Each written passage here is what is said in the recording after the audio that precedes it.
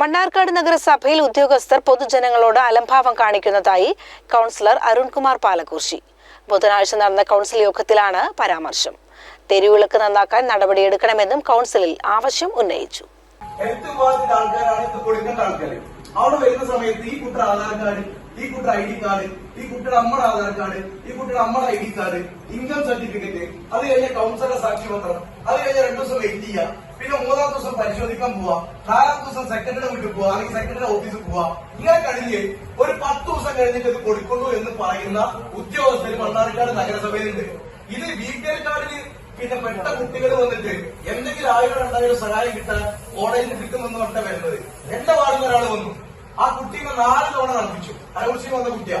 അത് കഴിഞ്ഞിട്ട് ഞാൻ ഗ്രൂപ്പിലിട്ടപ്പോ ഒരാളും ഒരു മറുപടി സെക്രട്ടറി രാവിലെ ശരിയാക്കാന്ന് പറഞ്ഞു. എന്നിട്ട് ഞാൻ വന്നപ്പോൾ പിറ്റേ ദിവസം രാവിലെ സംഭവം ശരിയായി. പക്ഷെ ഒരു കുട്ടി വന്നിട്ട് ആ കുട്ടി ഇങ്ങനെ നടത്തിപ്പിക്കുമ്പോൾ മണ്ണാർക്കാട് നഗരസഭയിൽ നമുക്ക് പ്രയാസമുണ്ട്. തെരുവ് വിളക്കുകൾ നന്നാക്കാൻ നഗരസഭ അടിയന്തര നടപടി സ്വീകരിക്കണമെന്ന് കൗൺസിൽ യോഗം ആവശ്യപ്പെട്ടു. ഇക്കാര്യം നഗരസഭ സെക്രട്ടറിയെ അറിയിച്ചിട്ടും നടപടികൾ എടുക്കാത്തത് പ്രതിഷേധാർഹമാണെന്ന് കൗൺസിലർ അരുൺകുമാർ പാലക്കുർശി പറഞ്ഞു. വിഷയത്തിൽ സെക്രട്ടറി ഇടപെടണമെന്നും പ്രവൃത്തി അറിയാവുന്ന ആളെക്കൊണ്ട് തെരുവിളക്കുകളുടെ അറ്റകുറ്റപ്പണി നടത്തണമെന്നും ചെയർമാൻ സി മുഹമ്മദ് ബഷീർ നിർദ്ദേശം നൽകി. ഇക്കാര്യത്തിൽ കൗൺസിലർമാരുടെ പൂർണ്ണ പിന്തുണയുണ്ടെന്നും യോഗം അറിയിച്ചു. BPL റേഷൻ കാർഡിൽ ഉൾപ്പെടുന്ന വിദ്യാർത്ഥികൾക്ക് പഠിക്കുന്ന സ്ഥാപനങ്ങളിൽ നിന്ന് ധനസഹായം ലഭിക്കുന്നതുമായി ബന്ധപ്പെട്ട് സർട്ടിഫിക്കറ്റുകൾ ഹാജരാക്കാൻ ഉദ്യോഗസ്ഥർ പലതവണ നടത്തിക്കുകയാണെന്നും ആക്ഷേപമുയർന്നു. റേഷൻ കാർഡിൽ പേരുള്ളപ്പോൾ 10-ലധികം സർട്ടിഫിക്കറ്റുകൾ കൂടി ഹാജരാക്കണമെന്നത് ഉദ്യോഗാർത്ഥികളെ വലയ്ക്കുകയാണ്. ഇക്കാര്യത്തിൽ ഉദ്യോഗസ്ഥരുടെ ഭാഗത്തു നിന്നും അനുഭവപൂർണമായ നടപടിയുണ്ടാകണമെന്നും യോഗം ആവശ്യപ്പെട്ടു. അക്ഷയ ഉൾപ്പെടെയുള്ള ഓൺലൈൻ കേന്ദ്രങ്ങളിൽ സേവനങ്ങൾക്ക് അമിതമായ നിരക്ക് ഈടാക്കുന്നതായും പരാതിയുയർന്നു.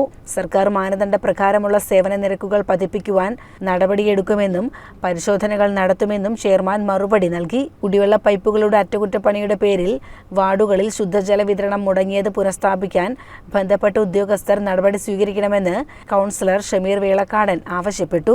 കുടിവെള്ളവുമായി ബന്ധപ്പെട്ട പ്രശ്നങ്ങളിൽ യഥാസമയം നടപടി സ്വീകരിക്കുന്നുണ്ടെന്നും അതത് വാർഡ് കൗൺസിലർമാരും ഇക്കാര്യത്തിൽ കൂടുതൽ ശ്രദ്ധിക്കണമെന്നും ചെയർമാൻ സി മുഹമ്മദ് ബഷീർ പറഞ്ഞു. 40-ലധികം അജണ്ടകളാണ് കൗൺസിൽ യോഗത്തിൽ ചർച്ച ചെയ്തത്.